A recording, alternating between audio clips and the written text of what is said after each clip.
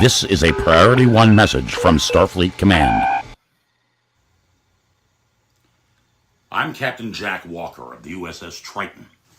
I have logged many hours exploring strange new worlds and seeking out new civilizations, boldly going where no one has gone before.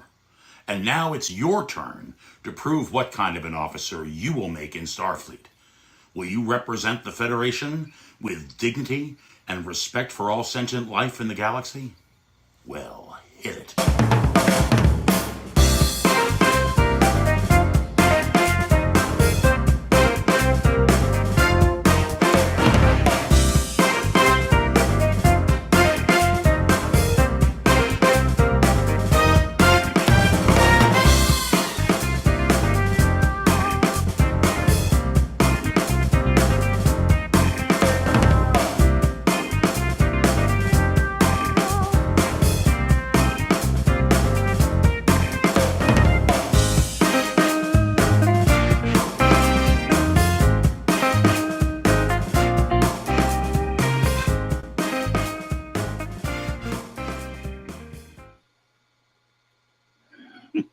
Hey guys, how are ya? Oh, howdy, hello. Ladies and gentlemen, welcome to Trek Tonight. That was my nod to the opening of this week's episode of Lower Decks, which I thought was friggin' hysterical because, of course, I'm a gamer. Leo is a gamer. Keith is a gamer. We all play role-playing games. And, man, that was just darn funny. That was a great cold open. The idea that they're still hanging around that sort of repair bay, which tends to be their sort of clubhouse, I guess, on the Cerritos. Yeah. You also have the Sequoia, the shuttlecraft, which is sort of broken down in the background. And I noticed this in previous seasons. They drew stick figures of themselves on the door, which a little bit like those stickers you see on the backs of like minivans. That's exactly what I thought of. Yeah. And there's no rear window, so it's got to go on the side. But, But they're playing Batleths and Bataks. It's a tabletop role-playing game with an interactive video quality with Martok, Chancellor Martok, barking out orders. Apparently, it is also, they were like, you'd think you would have a lot of business being the Chancellor of the Klingon Empire, but apparently it's a Ferengi knockoff, digitally enhanced, where you roll the dice and it's interactive. They roll a 20-sided die. I love that. The fact that they actually roll dice and they have minis. They have miniatures. Yes. Am I the only one who was really invested whether or not Tendi got that natural 20 or not? I think we're all very invested in that. Hey guys, hang on a second. I will roll that opening. I have a little clip of it. Hang on. The blood of my enemies is forever immortalized on my ductond. I can still taste their final panicked screams. My death will be ecstasy, a glorious end that will take me straight to Tovakor. I have honored my house, but will you? How many soldiers of the Klingon Empire will be proving their Toduj? 4. I heard 4. And so begins the greatest adventure of your lives. You will all die on this quest. But will you do it with honor?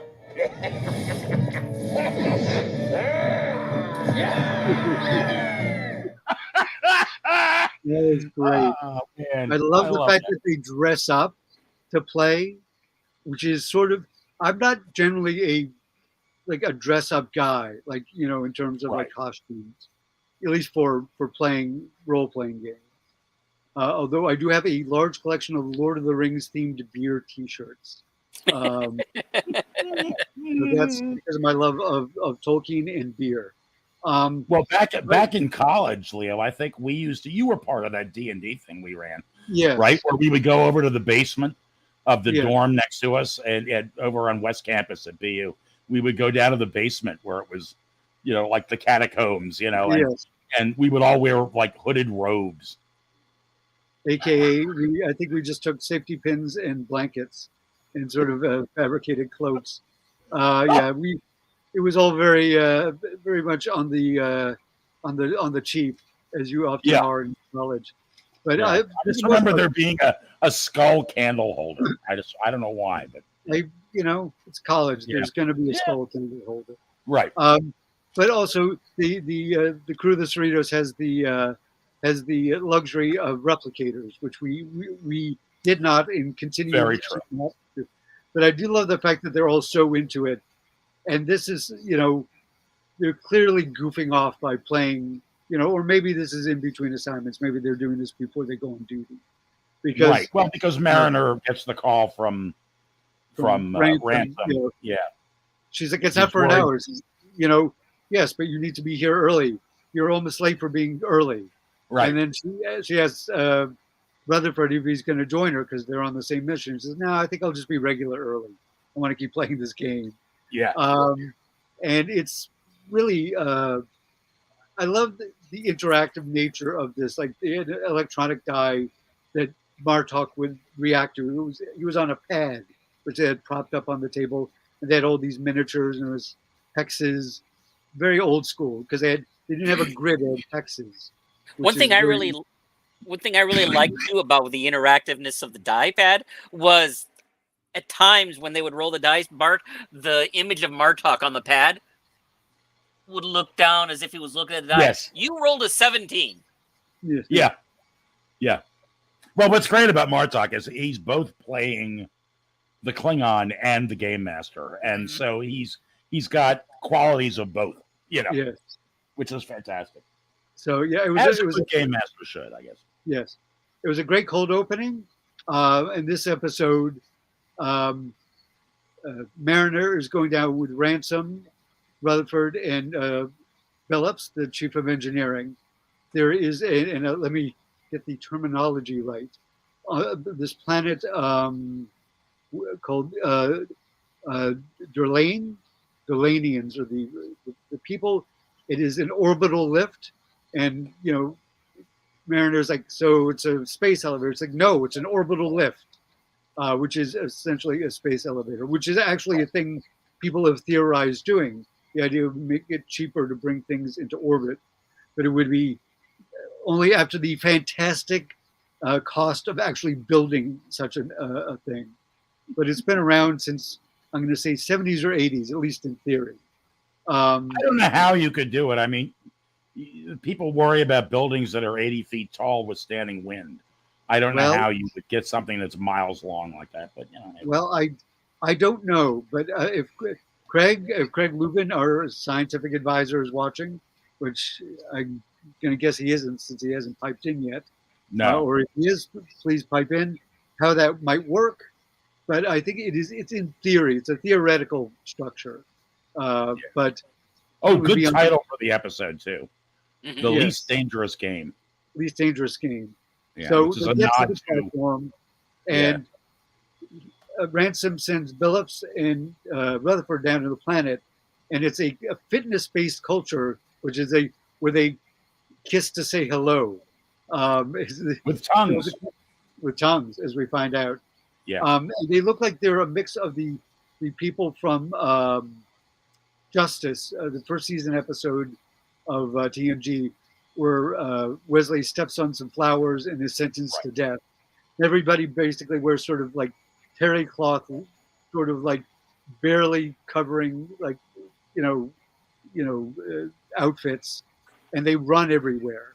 And they're also kind of an orange. Sort of makes me think of the children of Vol from the Apple. Right. There's a little bit of that's what I thought of because they have the white hair and they're orange and Well, and they're also scantily clad. Yes, very scantily clad, and they're sent down there. So Ransom and Mariner have to fix the thing, and she's like, "Why are we doing it this way?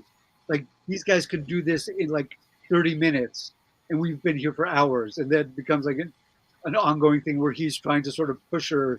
He's trying to get her to break since he's now in charge of her staying in Starfleet. He wants to see if she'll, toe the line, despite sort of stupid orders. And meanwhile, Boimler has found out that a former lower decker by the name of Vendo, a Bolian, who we've seen before. He got a spear in the chest one time on a landing party, or an away team, I should say. And he's now the captain of the Inglewood, which is presumably another California-class ship. His old bridge crew are Bolian. And Tendi points out to him, like, listen, this guy said yes to everything. He did, any mission, whatever. He was always volunteering. He was open to new experiences. Maybe you should do that. And one of the other lower deckers asks him if he wants to play, string ball, which is a sport we saw in Deep Space Nine. It's it's sort of like full contact racquetball. And we saw Kira play that on Deep Space Nine. And at first, like, he's like very rudely dismissive, and the guy's like, just said no. And she's like, hey, this is how we do it. So he says yes. He starts doing all sorts of stuff, and he gets knocked around.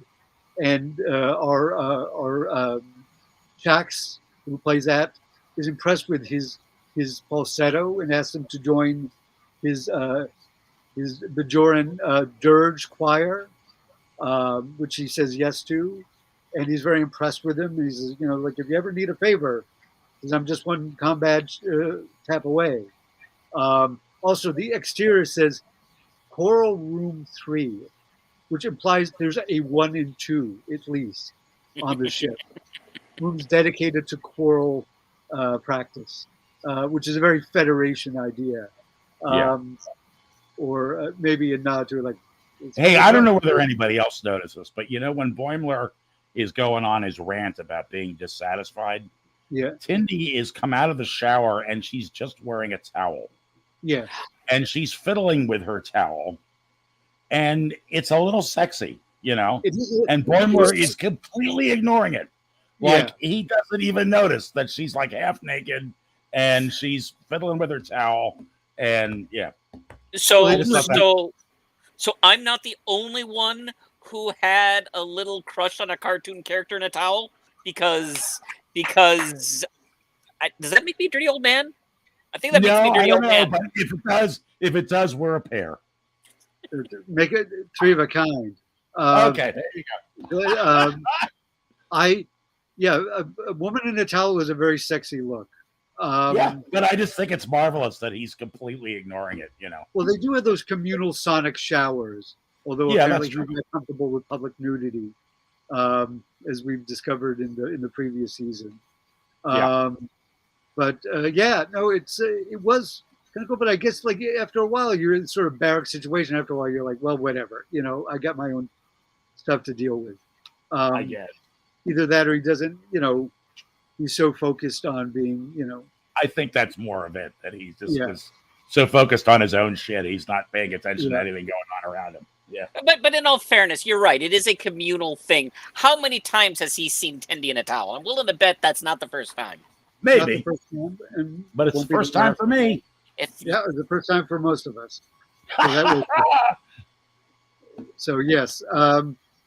Let us all acknowledge the inappropriate attractiveness of a cartoon. A cartoon character, yeah. Yes. So he's decided he's going to be like, now he's going to be yes and to everything. He's like the ultimate improviser. And down on the platform, like, they keep having trouble. Like, in Ransom is like, looks like he's doing like squats. And she's like, are you lifting? Are you just me? He's like, I hardly call this lifting.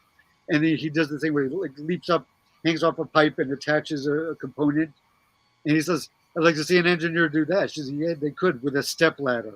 Well, clearly he's there just to make her do this stuff. Yeah, like, he doesn't know what the hell he's doing, really. No, he doesn't.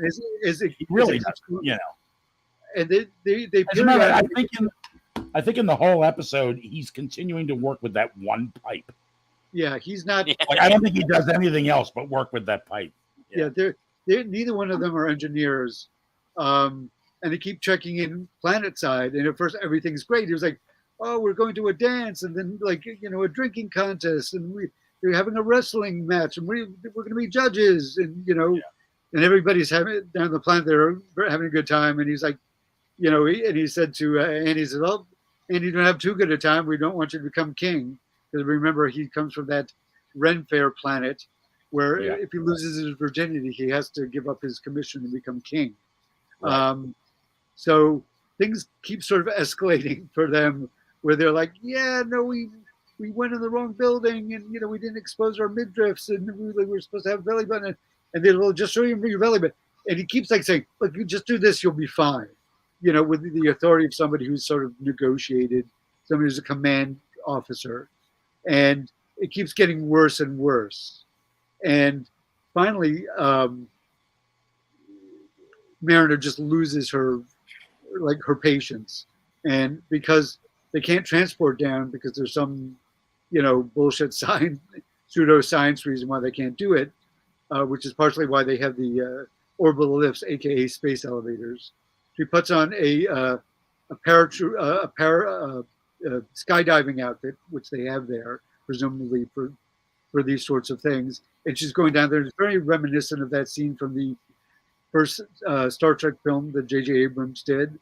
And then he realizes things have gone very badly down the planet. He's like, listen, you're right. I kept pushing buttons, but we really need to get down there. So meet me in Access Bay 8. And he said, what's that noise? He said, I just opened up a pressure valve, to adjust. And he said, oh yeah, those pressure valves, So she then has to get back on, which, is very, looks somewhat painful. She comes in, she has to run up the stairs, all the way back up, several hundred, feet, it looks like.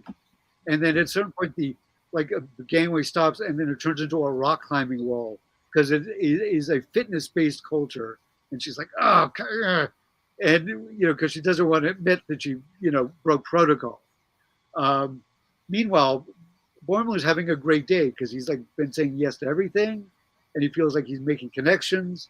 He says, so I'm going to do whatever anybody asks me to do today, I'm going to say yes to. And Tendy's like, well, you don't have to say yes to everything, but, is that, she's also, that's my plan. She says, well, maybe you don't have a plan. Maybe just, go with the flow. And then this huge alien shows up, 8 feet tall, 6, 7 feet tall, super scary looking. And he asks her, that his culture has a hunting tradition, with either one of them like to be hunted. And Tendy's like, thank you, no thank you. That's very sweet, but no thanks. Maybe you should see the doctor. And Boimler's like, I agree. And she's like, do you really want to do this? And he's like, yes, yes. So basically, the guy takes off his helmet, breaks off a tooth, drags it across Boimler's forehead, marking with some sort of green blood of some kind. He says, the hunt begins in an hour. And he's very excited about it. And then he's like, run, you only have an hour. And when he comes into his cabin, this alien whose name is Cranch, K''RANCH, and I wrote down because he says, when you said hunt, is it metaphorical? He says, there are 3 types of prey. The first one is the one who is immobilized by your fear, like you. 2, scurries away to hide and delay the inevitable. And 3 is a winged lizard type of creature, so it doesn't really apply here. I love the rule of 3, breaking the joke, breaking the pattern. And he's meanwhile, he's putting on all these crazy spears and axes and other really dangerous, wicked looking armaments. And he starts chasing Boimler through the halls of the Cerritos. He gets himself attached to a bulkhead by an axe, which rips his tunic. And he's running through, and then he sees the captain. Is the captain being hunted? He said, well, not on my ship. He's like, security, deck 8, need a team ready right away. Oh, thank you. And he explained to his Cranch, he's like, oh, hold on. You already play that order. He's like, listen, you agreed to participate with him. He's, so you give him as your word. He said, look, he's fine. He's a very charming fellow. Says, I just had brunch with him, and she's like, no, he said, I don't want to. He says, well, you gave him your word. He said, I want my word back. And then he shows up, and then, takes off, and then he stops and thanks her for the brunch and for the mimosas. And they go, oh, anytime. I and thought the then, mimosa line was hilarious. yeah, it That was, just cracked me up. as he's hanging from the ceiling.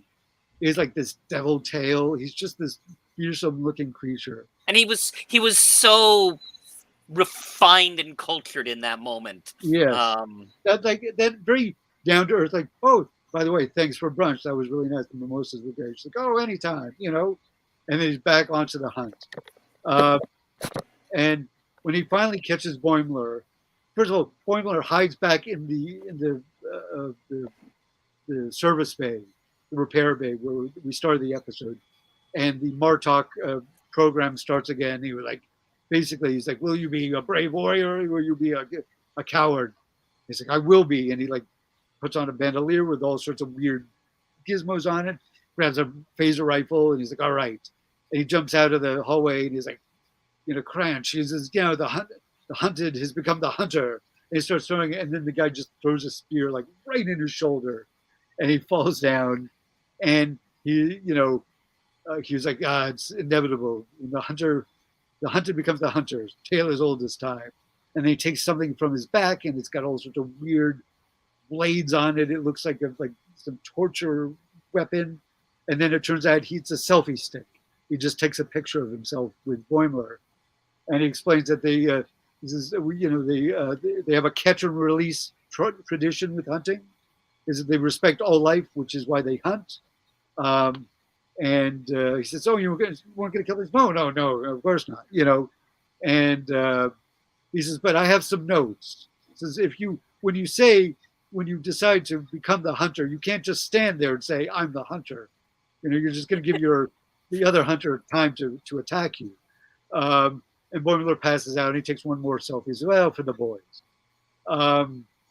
Meanwhile, back on the planet, Mariner, who's finally gotten back up to the right level, Ransom's like, "All right, so sorry I'm late. Let's stop in the little commander's room, and so we're gonna have to skydive down there." And she's sweaty, literally, like her uniform is like all sweaty, and she's got dirt on her face, and she's like, "Oh, can we take a little break?" He said, "Ah, that's funny." Like tosses her the helmet, says, "Let's get going." And they're going down. He's like woohooing it, and she's kind of falling asleep because she's so exhausted after her climb back up. And then they go down and they land there, and we also find out that this planet is ruled by, is from Rutherford's description, either a sentient volcano, and their leader might be a sentient volcano, but there's also a psychic baby, but they're really dancing around it, and they get to the volcano, and there is indeed a sentient volcano, a psychic baby, and then this AI, and Mariner is like, "Geez, it's basically a little much." He's like, "It's just, you're not judge our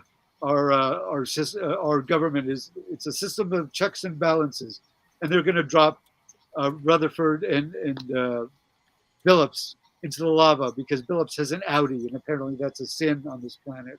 His belly button's an Audi. And then Ransom he says, "I call for parley," and he says, "You have a fitness-based culture, do you not?"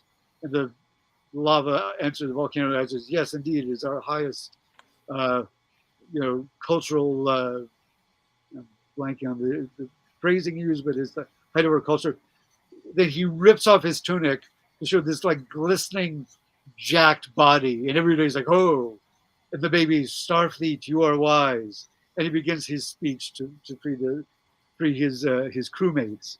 You have great lava pipes. Yeah, his lava tubes are outstanding. Yes.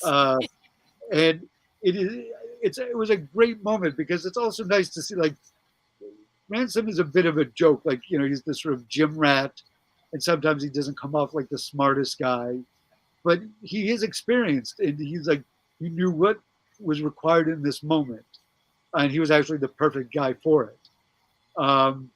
And then we wrap up with, they're playing the game again, and Boimler comes in, and also Mariner's pissed off. She talks to him, and he's like, "Listen, I have to admit, I was doing this just to get a rise out of you. I wanted to see if you were going to try to like go rogue and like circumvent my authority, but you didn't."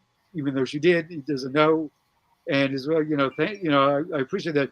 He says, but don't let me don't think that it makes me forget about all your previous insubordination. I've got my eye on you, So don't try to kiss my ass, because she's like, oh, you did a really good job. He's like, yeah. And then, she leaves the room and he's like, looks at his muscles, his guns. He's like, yeah, we were spectacular. So she's still pissed off at Ransom, and Boimler comes in. Also, during his fleeing, he went through cetacean ops and jumped into the pool, and we had Kiku and Matt, the two belugas who are part of cetacean ops. When he jumps in, she's like, "Oh, Justin, with your shoes, that's nasty." It's the idea that he did take off his shoes to jump into the pool. And I love a cameo from previous supporting characters, and he's like, Boimler's like, well, Dr. Tiana said that I might this shoulder probably won't ever be entirely 100%, but I'm glad I did it. He says, as I'm going to continue to be bold Boimler. And in fact, he rolls I go into the tavern and demand blood wine from the barkeep, and he rolls a dice and he rolls low. Bartok says, the bartender rips your arm off and beats you to death with it, ensuring that you die by your own hand. It is not an honorable death. He's like, I'm still going to be bold. So this sets up a new trajectory for Boimler, who's always been a very planned out guy, a very cautious guy. Now we're going to get to see him be, I hope, and I'm pretty sure they're going to continue. They're not going to just drop it the next episode. I like the idea that he is becoming a more assertive character, and we'll see that will probably lead to trouble, but probably interesting trouble, at least for us as viewers. So. I think that's one of the things I like about this show. I actually resisted watching Lower Decks for a while, just because, I love Star Trek, obviously. Yeah. But I was resistant to watching a satire of Star Trek. But I think it was you, actually, Leo, who convinced me to actually start watching it. So I did. And while, yes, there are satires, it's less satire and it's more of, and I think it's not, this is not nothing new. It's actually kind of a love letter to Star Trek in a way, because it's like those officers that you were talking about, including names are terrible. Anyone who knows me knows that I have a terrible time with names. The guy who was the boss of Mariner today. Ransom. Guy with the Ransom. That's right. You said Ransom is usually portrayed as a joke, and while that's true, they are still Star Trek officers. They're still Starfleet officers. Every single one of these guys, they might be kind of extreme characters in many ways, right, but they are still all heroic characters. And they are still out for all the things Starfleet stands for. And that's actually I kind of think what got me into the show, and the character arc Boimler is on, and he's not always going to be the fussy guy. I think the show is kind of about how each of these lower deck characters is going to grow.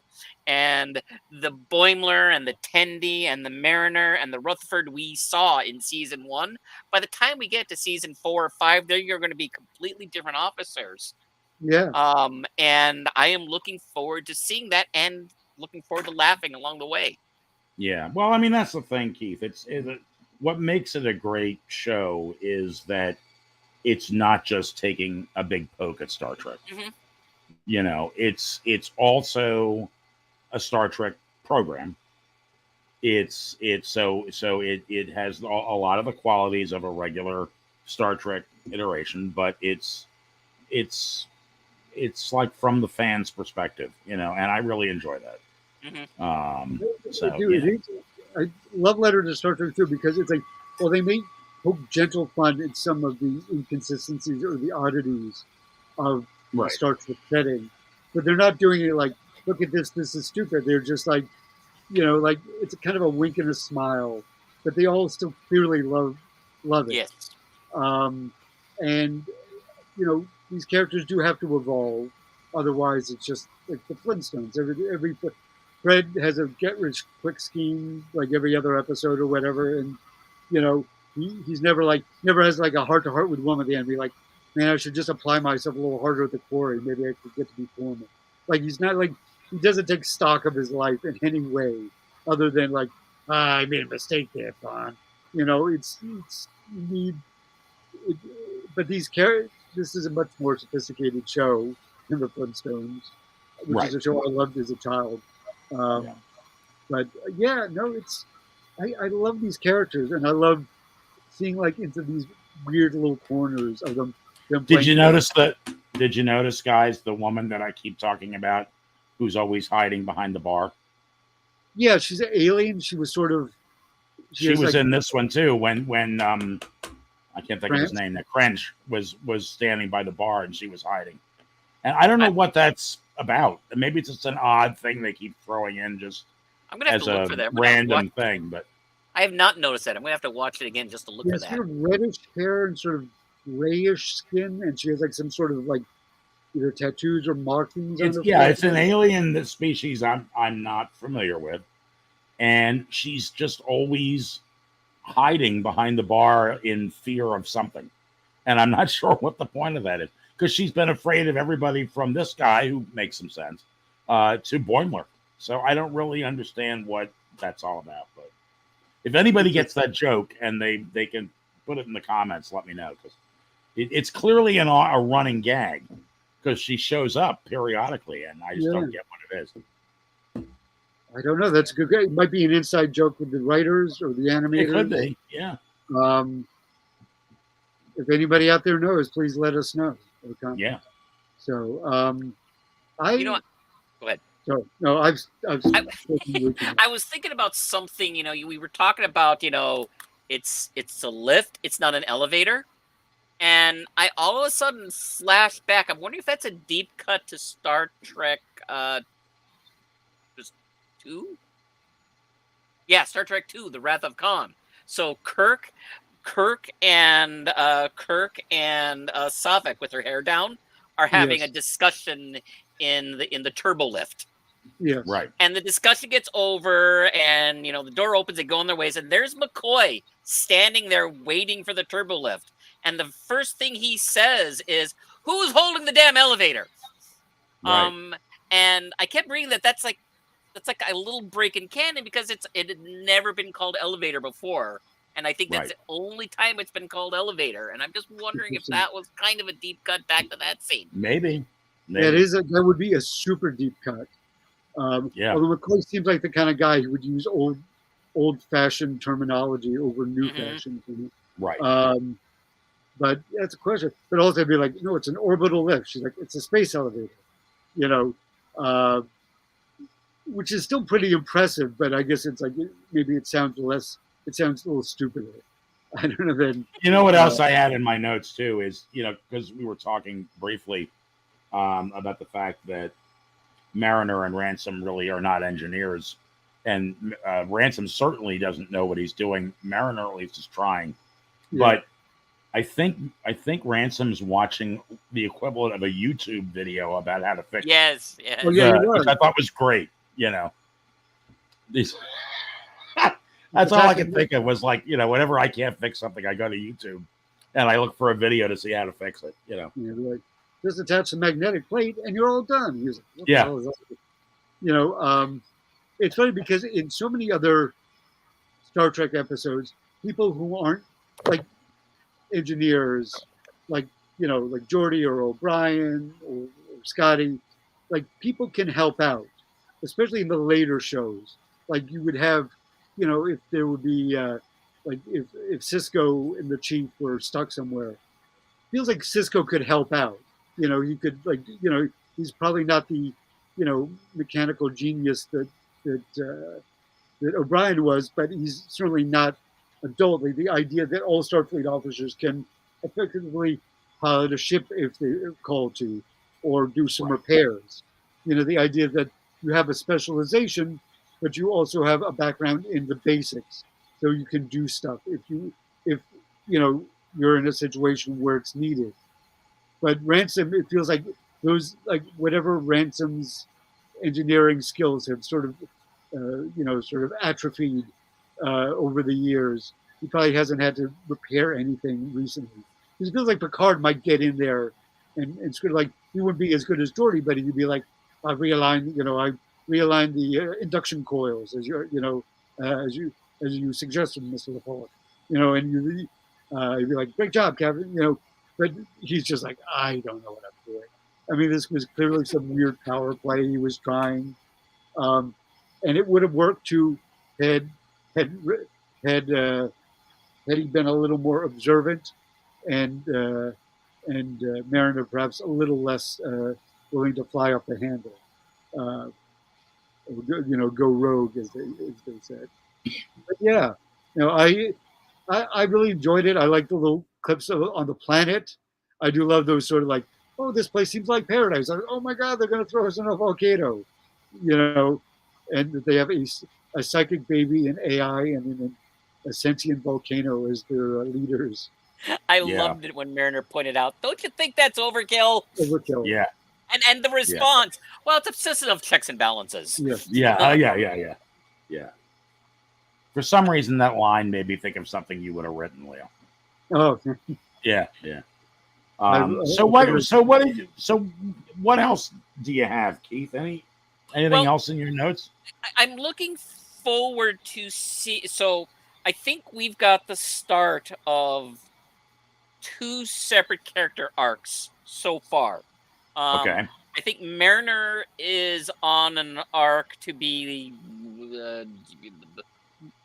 less I'm doing everything and more trusting in Starfleet, because in the first episode, that episode was essentially about her trusting the system, her trusting Starfleet to get her, to find out the truth regarding her mom, and she goes off and does her thing, and turns out everything she did was completely unnecessary. If she just listened to all the advice everybody, including her friends, were giving her,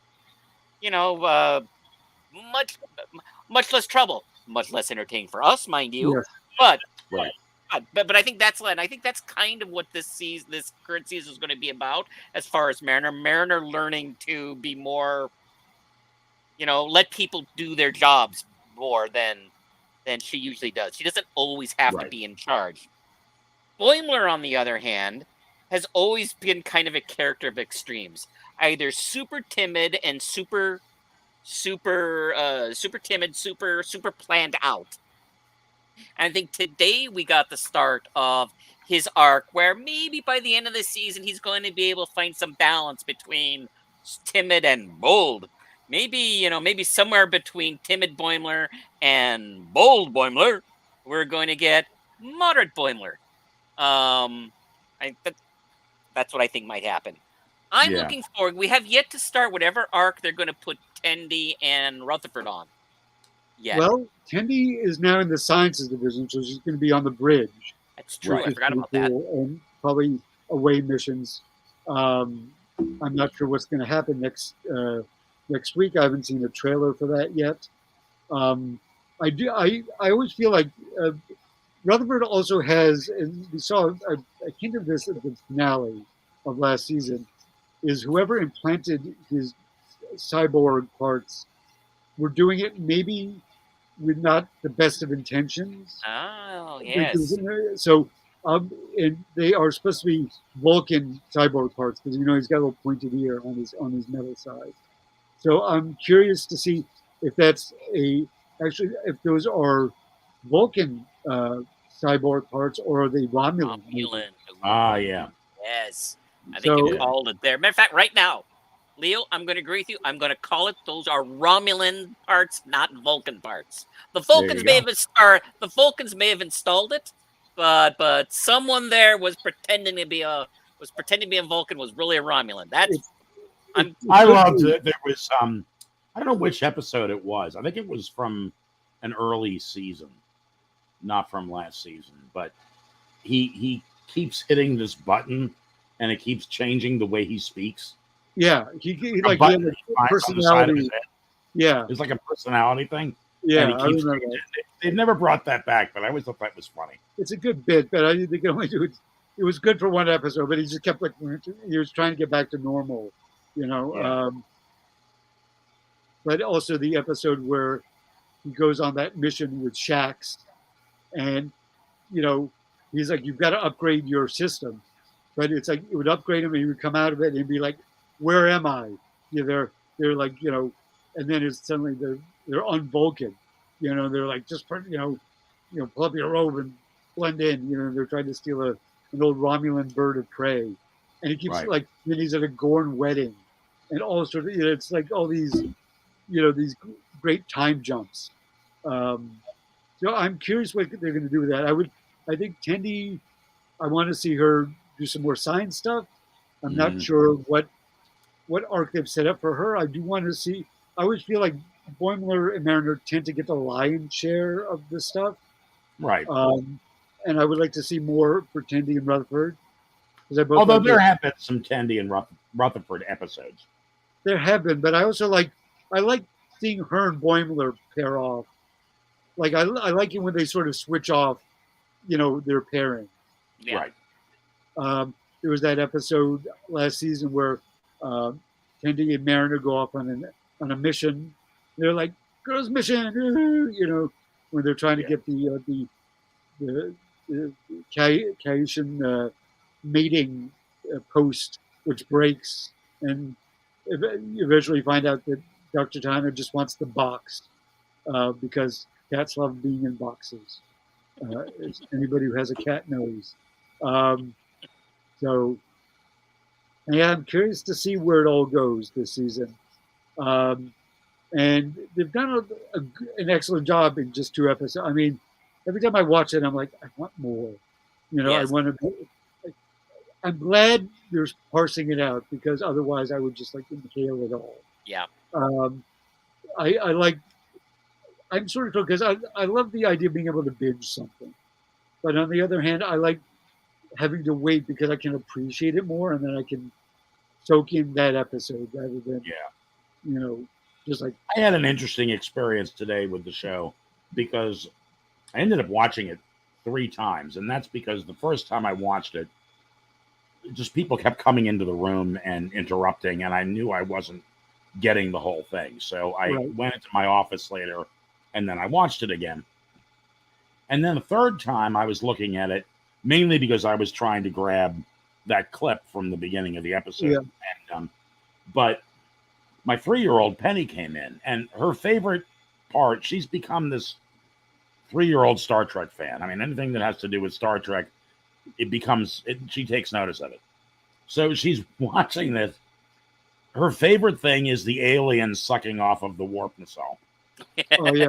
And the fact that it looks at you, as she put it, like what? Like, you know. And I just thought for a 3-year-old to get that gag is just really funny. But the interesting thing is, in watching this episode, she found a lot of it scary. And I guess it's because the hunt was kind of scary. But I don't know. I think for a 3-year-old, it would be. When I was 3, the first movie I saw in the theaters, and I didn't see the whole thing, was Snow White. My mom took me to see Snow White because, you know, they pretty much. And when she turns into the we really are the same age, Leo. We really are the same age. Yeah, go ahead. Which turns into the crone, I just fucking lost my shit because that was fucking. Yeah. For a 3-year-old, they had to take me out of the theater. I didn't get to see the whole thing.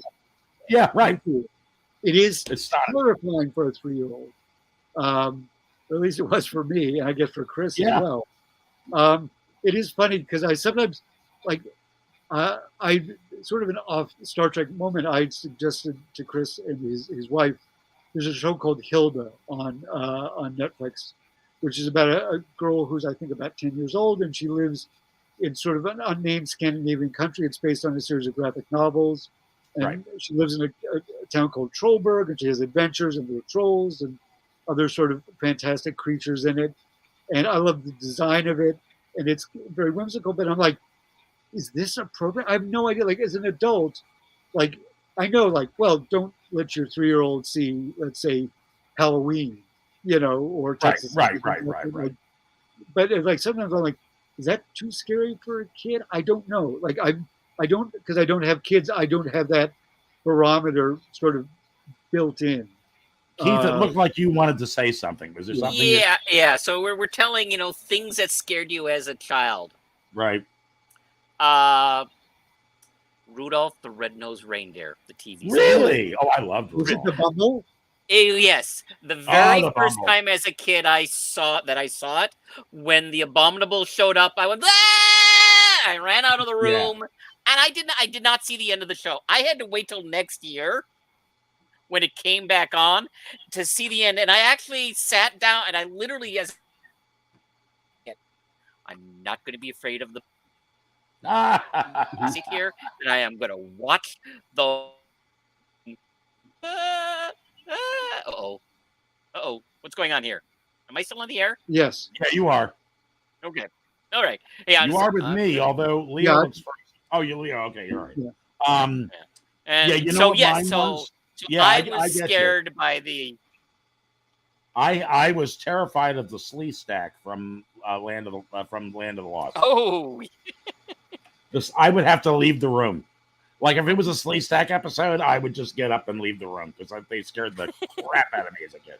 The theme song, there used to be like a local, I think it's called Creature Features. It was like a local, with the hand that came out of the ground. and even the music of that would freak me out as a kid. I remember I was being babysit, and the like probably teenage girl who was babysitting me was watching the other room. I was like, turn it off. Like I'm not even seeing it, just the music. She's like, all right.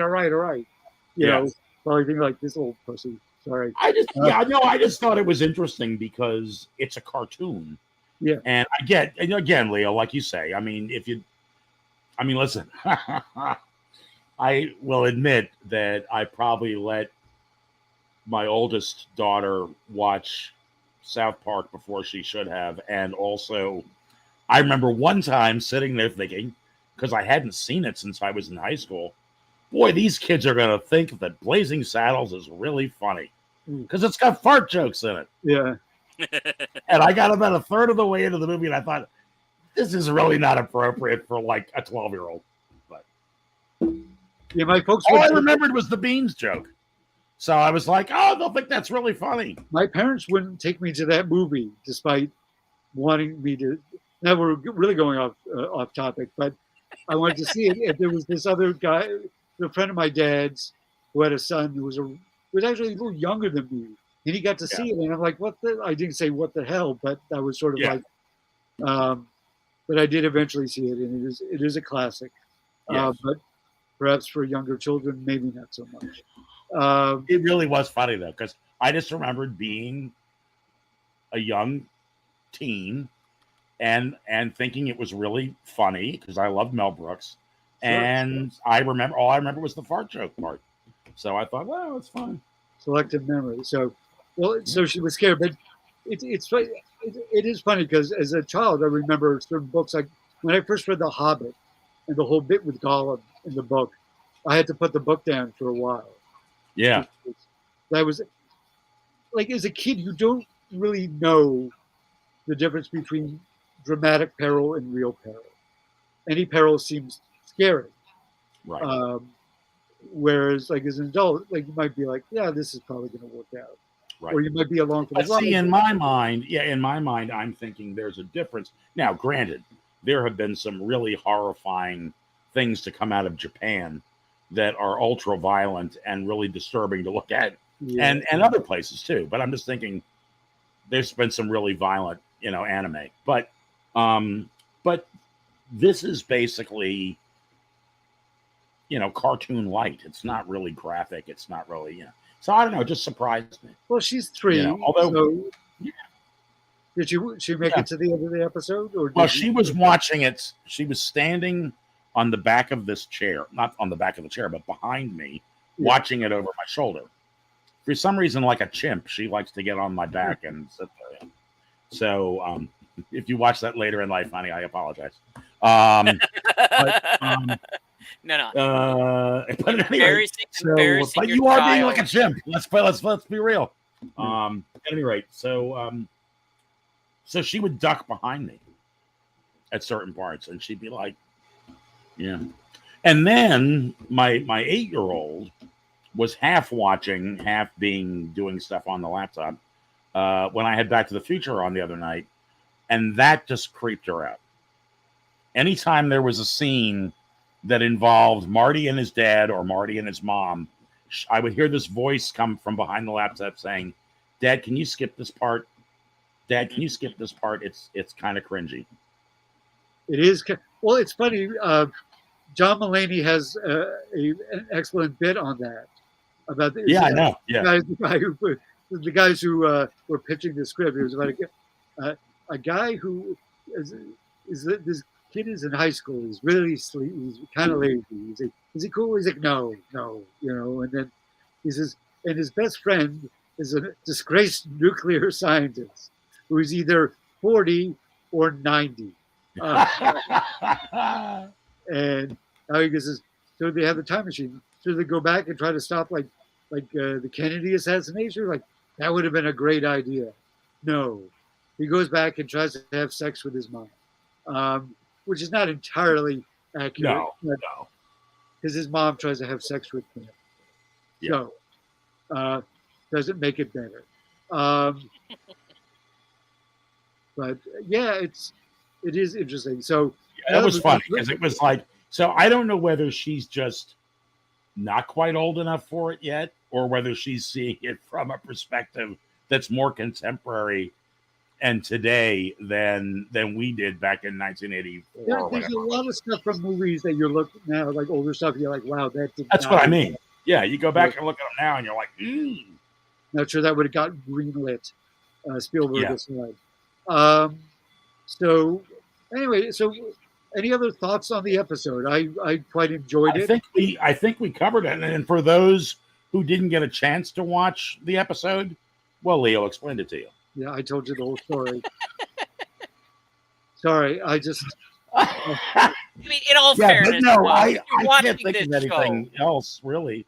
It was a lot of fun. I really enjoyed it. It was a lot of fun. I enjoyed it a little bit more than the first one. The first one I had to warm into for a little bit for some reason, but this one I was just had me laughing from the get go, and I was in for the ride on both episodes. I thought both episodes were great. I'm a big fan. I've been a big fan of this from the start. I think it's so well written, and like I said, the fact that it's clear that the creators and writers of this show are Star Trek fans, as well as the actors. A lot of the actors are as well. They're it's. Sorry. Having a slight out of body experience due to some alien technology, I'm sure. Yes. The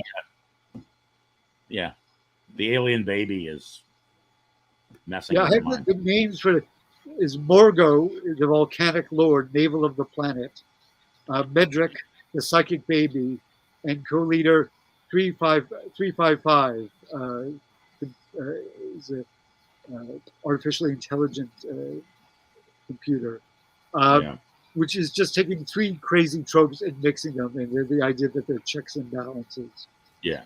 So the question is, because you guys both run Star Trek games, you ever gonna have a callback to a Lower Decks planet or civilization in a Star Trek game?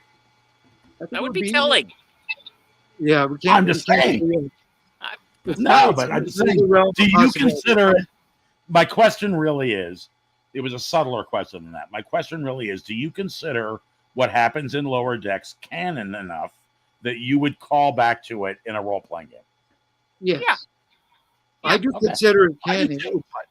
It's sort of it has a slight absurdity to it, but I don't think they've actually broken any rules. They haven't which is a canon which is such a controversial subject amongst many fans because the breaking of canon upsets certain fans, but it's always interesting what they're willing to forgive and what they're willing to accept. I was willing to forgive the inclusion of the Gorn in Strange New Worlds because I thought the stories they told with the Gorn were interesting. Right. And let's be honest, aside from the terribly CG Gorn in Star Trek Enterprise during the Mirror Mirror episodes. Although I remember really enjoying it when it first showed up, and then I saw it again more recently, and I'm like, yeesh. Well, that's because we keep our expectations getting ramped up. You know, we hadn't seen anything in the Gorn. Go back and watch a Babylon 5 and talk to me about CG. It's hard to. The acting is what's really aged bad. Is not aged bad. It is still as bad as it was back in the day. But anyway, so. But aside from the Gorn wedding, which I think was the first canonical appearance of the Gorn in Star Trek since Enterprise, or the TOS, depending on your point of view, you know, canon it's important. Like you want to see, it's like the name of the ship doesn't change, the look of the ship doesn't. Right. Well, I mean, within reason doesn't change. The same actors wearing this, you know.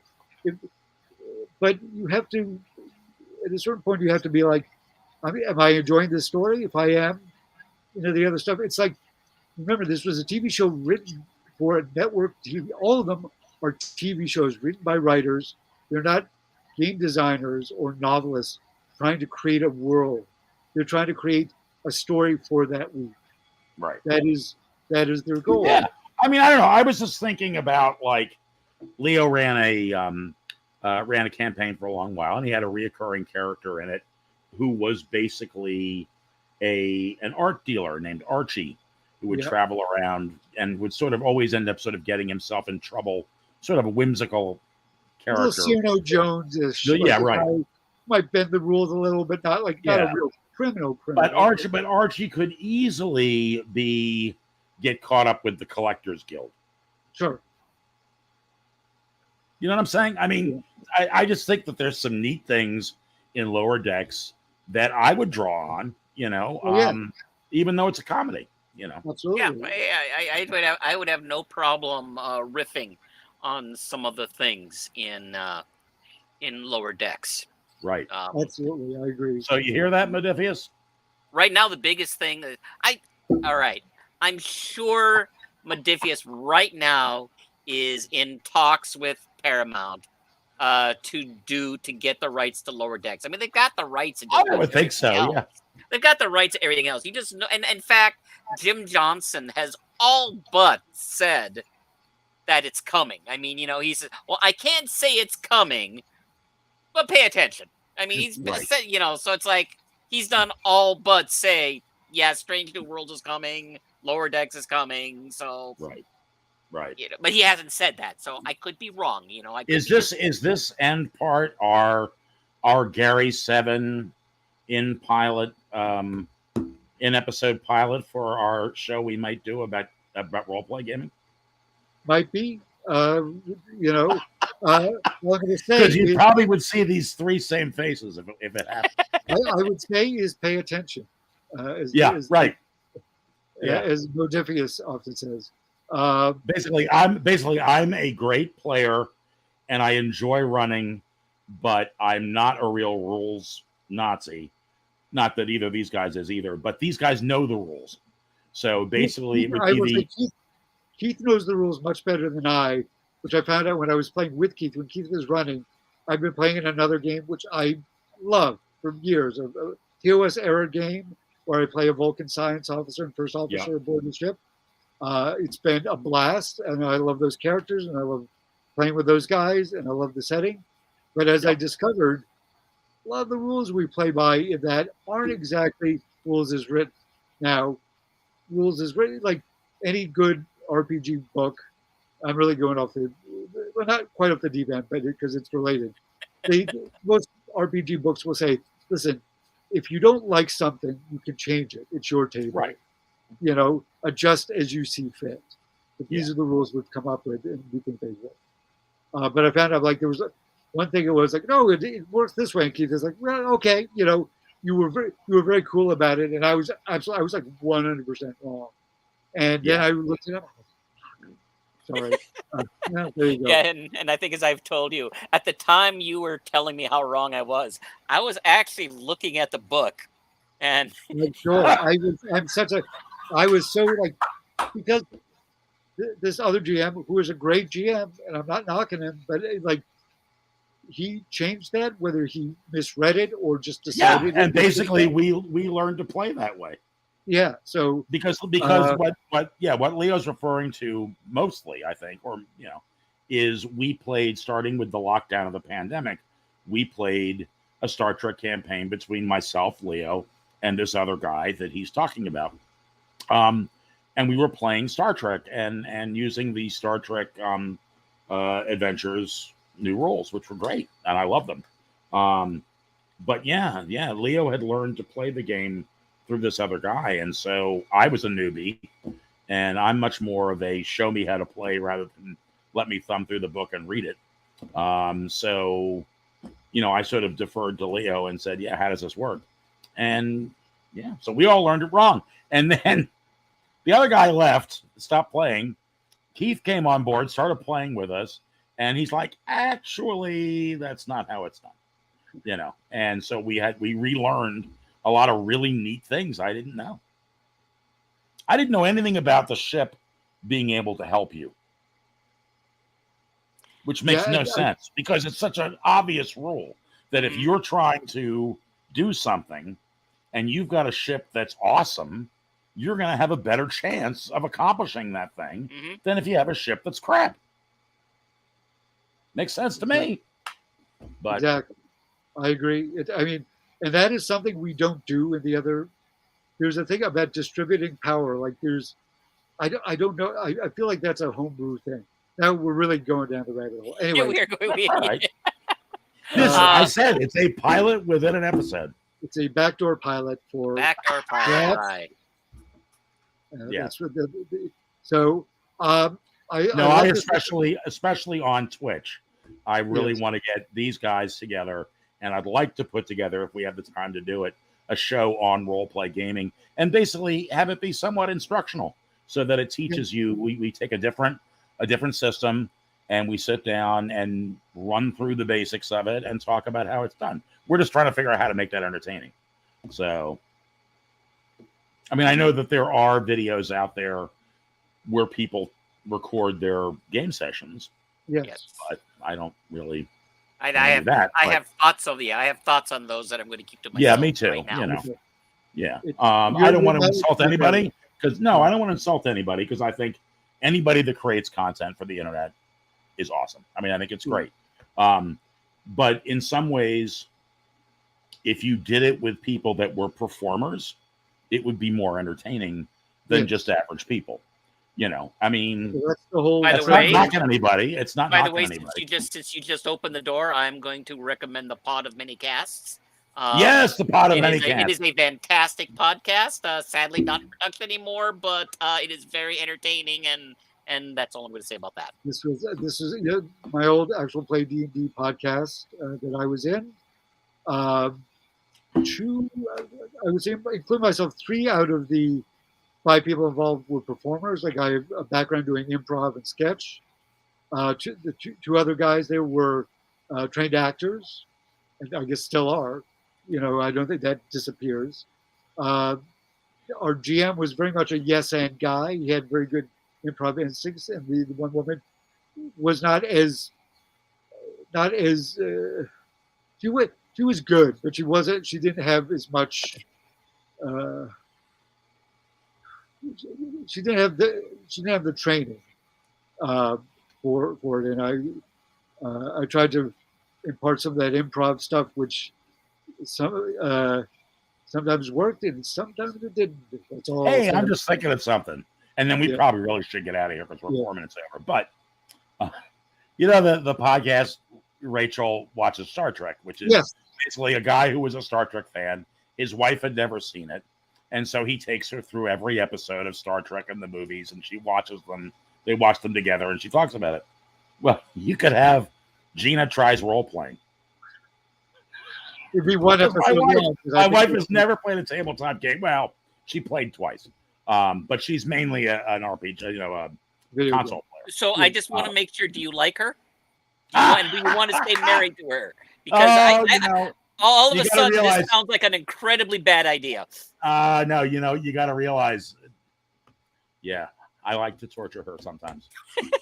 Well, I you do you. No, but it is true. I will probably play that role because I am not the most adept rule guy. So I think it will really be me learning an awful lot of stuff that these guys have to share. Yes. So anyway, little preview of something we have in the works. Yeah. Again, any last thoughts on the episode? I think we pretty much covered it. Good thumbs up. The episode was great. If you look right down here, Yeah. check out Yeah. that podcast, The Pot of Many Casts. Pot of Many Casts. Somebody changed it. Yes. Yeah. Well, Steve changed it. I have a way actually where I can type in stuff. I have to learn how to do it. Where I can type in stuff, and I could have put it over in the comments. I guess I could have posted a comment. we can put a link to it. We'll put a link to it in the comment. On Yes. the page. If people want to check it out, it is still available on iTunes and other platforms. Just Google The Pot of Many Casts. We have about 70 some episodes, and it tells a complete story. So there you go. I could do that. I should start doing that for things. Anyway, thank you, Keith. Keith has become my unofficial promoter, my publicist. So yeah. One last thing before we go, and this is something I should have mentioned last week. Let me go down my notes because we recently lost Nichelle Nichols, which we're all still very sad about. But her ashes are going to be put on board a rocket named the Vulcan. A portion of her ashes, donated by her son Kyle Johnson, will be sent into space as part of a deep space trip that will honor many Star Trek luminaries: Gene Roddenberry, his wife Matthew Roddenberry, James Doohan, and hang on, Leah. did she just find out? Is that how she found out? I'm sorry. No, that was the baby came storming in, and Gina trying to prevent her from ruining the show. It's Live okay. TV. Repeat the last part of that before the crying baby. Yes. Her ashes will be with Gene Roddenberry's Majel Barrett, Roddenberry's wife, James Doohan, and VFX pioneer Douglas Trumbull will also be represented in the Cestus flight. So cool. She is truly resting amongst the stars, which is I think a lovely epitaph. We here at the show certainly were hit very hard by her passing, but she had a very long life and quite a I would say a great career. I mean, she's an iconic figure in both civil rights and TV. Right. To the extent that anybody who now plays Uhura, as we've seen in the first season of Stranger Worlds, that's like a mantle that you're taking on, and thinking about all that she went through and everything she did to make the world a better place. So when you look up at the stars, just remember that Michelle will be up there. So how bad would it be if they put her ashes in a little miniature of a photon tube and launched it? The details were not in the article I found. I don't mean to be disrespectful because I love Michelle, but it just occurred to me, if she's going to go into space, right? It should be in a photon tube. Again, there were no photos. It was just text. I don't know in which way the ashes will be preserved. I don't think it. Oh, speaking of being in space, I know Keith and I got up early, even earlier for Keith because he lives on the West Coast, and we're disappointed that we didn't get to launch the Artemis on Monday. But hopefully, are we Saturday. Still talking Friday or Saturday? Saturday afternoon now, which means I can watch it. First, I was sad because they had moved it to Friday when I was working, and I really appreciate them rescheduling the launch for a time that's convenient for me. I mean, I think it was nice. They took that into consideration, which was good. Strings were pulled. Let's just say. All right, so I think that's about it. That's about it. We're just starting to ramble. Yeah, we certainly are. But please remember to follow us on Facebook, on Twitter, on Twitch. All it's tonight. And if you have any questions, please email us at trektonight2022@gmail.com. If you have any questions, we're still waiting to get some letters because we'd love to do a mailbag episode. We only got one, and you know what? It was my mom. But she didn't want me to say that too. But I know she's not watching tonight, so she'll watch it tomorrow, and then she can text me. Why did you say it was me? All right, so I think that's about it. That is about it. All right, I think. All righty, let us musically escape. Here, where is it? I gotta figure out how to make this mouse stay on all the time. All right, here it goes, guys. Live long and prosper, folks. Have a great week, and we will see you next week here on